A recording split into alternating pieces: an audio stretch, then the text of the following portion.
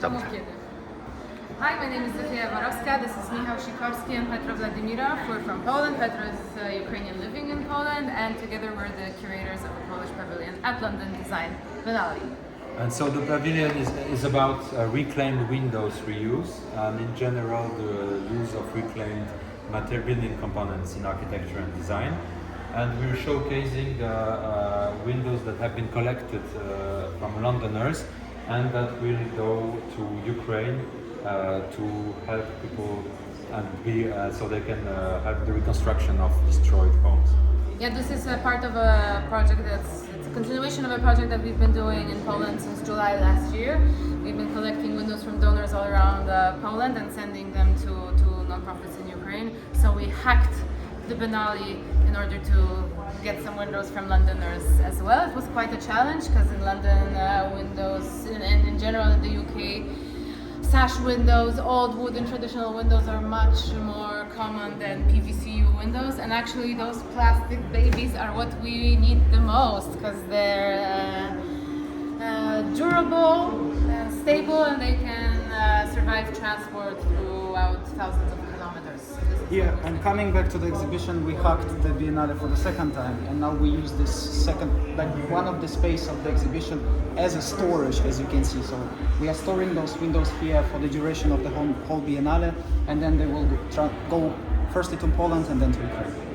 And so our exhibition is organized in two rooms. So this room is a recreation of the storage space, and where we not only store the windows, but we also provide information about the chain of supplies of windows before the war and after the war. Did you know that Poland is the biggest exporter of windows in the European Union? Yes, And on the other hand, Ukraine was relying before the war completely on its eastern neighbors for the supplies in glass and windows. So supply chains had to be completely recreated since the war began. And we also got in touch with Barbara Busser in Switzerland, who is also sending reclaimed windows to Ukraine. So as you can see on the map, it's basically Poland and Switzerland, and then all the way to Ukraine, plus a couple of dozen windows from London, part of which you can see over here. Altogether, it's already nearly 3,000 windows from both Poland and Switzerland, so quite a lot.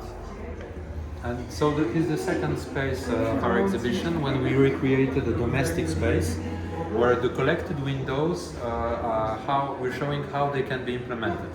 So here with this building curtain, we're showcasing a video made by Aga Bokre, a video artist, showing from found footage the reconstruction effort and how some of the windows that have been sent to Ukraine are already built and reused in buildings.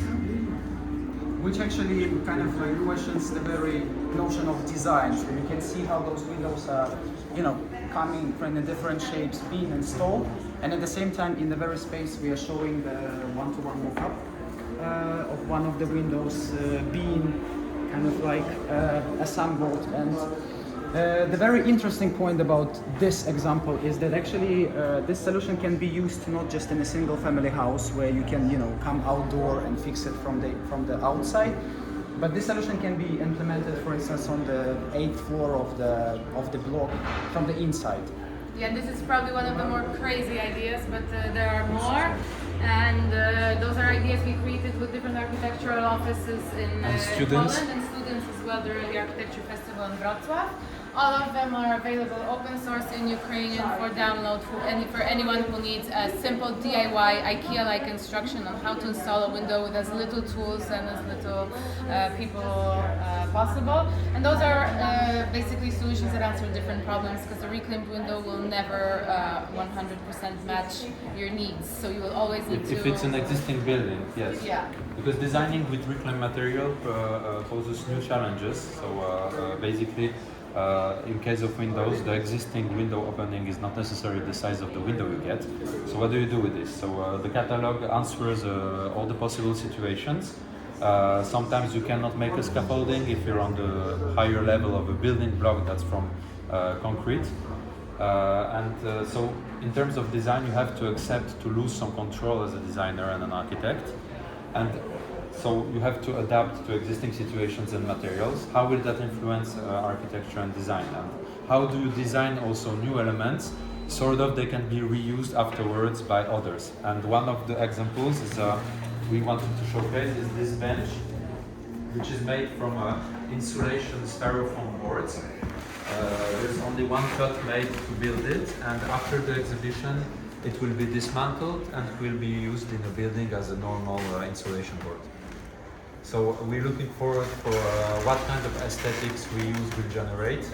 And we also put everything in a wider context in our catalog, which can be downloaded from culture.pl, and it's our little baby that we're very proud of.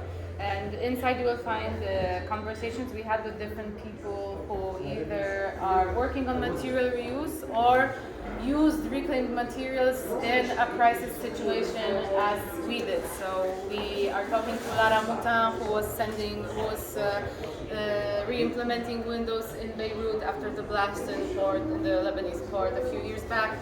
We're talking to the UK office, Assemble.